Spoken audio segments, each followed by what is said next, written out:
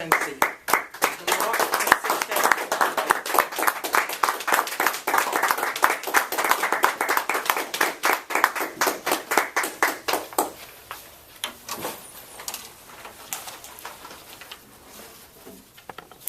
Fellow Toastmasters, honored guests, I'd like to make you an offer. I'll give you $1 million today, or I'll give you a penny today, and I'll double the amount for the next 30 days. Which would you choose? Penny. Hypothetically. Let's say Justin takes the $1 million, and he thinks he's pretty awesome. He buys a new car, he takes vacations. Meanwhile, Herschel decides to go for the penny. While Justin is off gallivanting in Hawaii, Herschel is starting to doubt himself at day 15. He's up to a whopping $163.84. Day 20, he still starts to question his decision. He's just up to over $5,000. Justin's working on that tan, he's vacationing, new car. But by day 28, Herschel pulls ahead to a cool $1.6 million. And by day 30, that single penny has compounded to $5.3 million. Justin had fun. Herschel created wealth. Did you know that nearly 90% of people would choose the $1 million when asked this question? Why is that?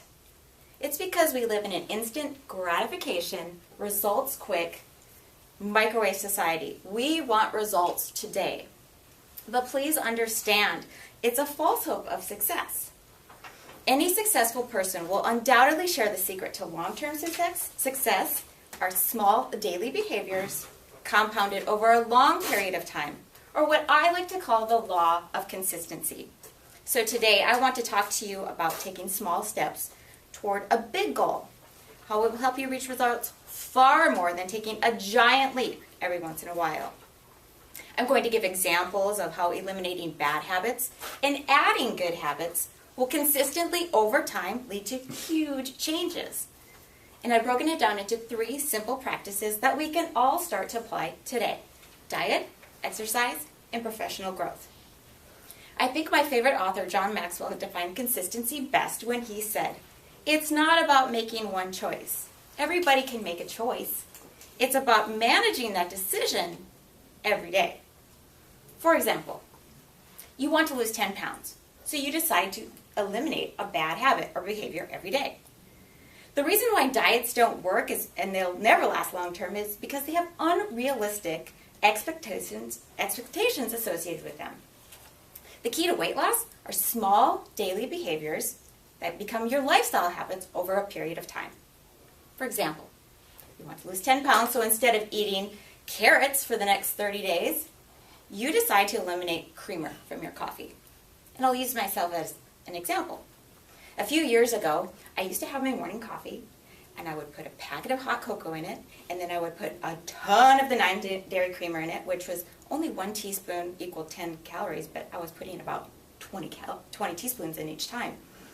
And I realized that my morning coffee alone was anywhere from 250 calories to 500, because sometimes I'd have 2.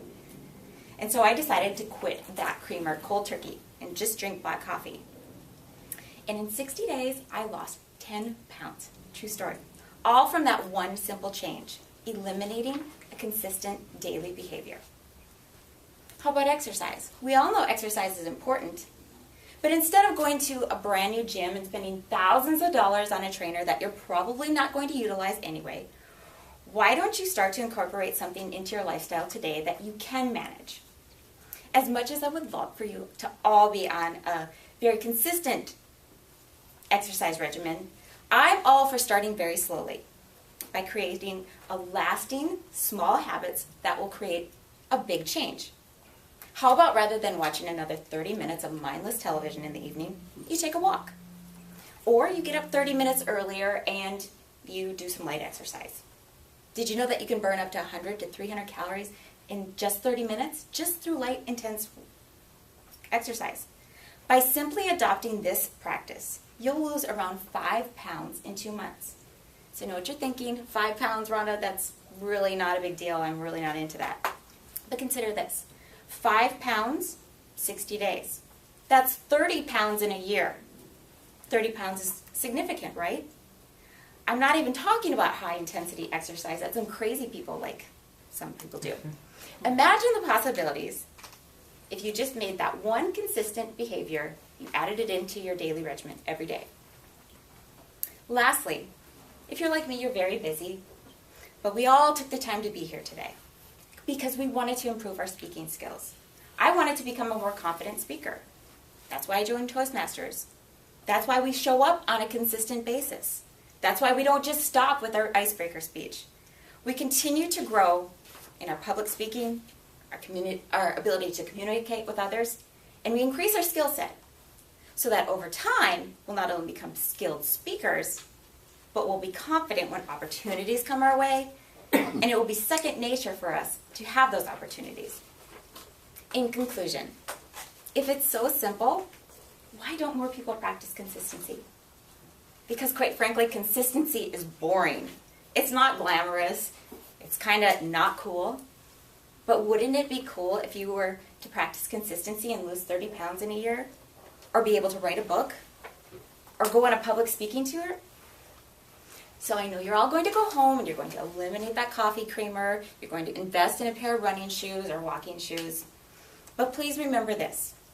We become what we want to be by consistently being what we want to become every day. Always go for the penny. Madam Toastmaster.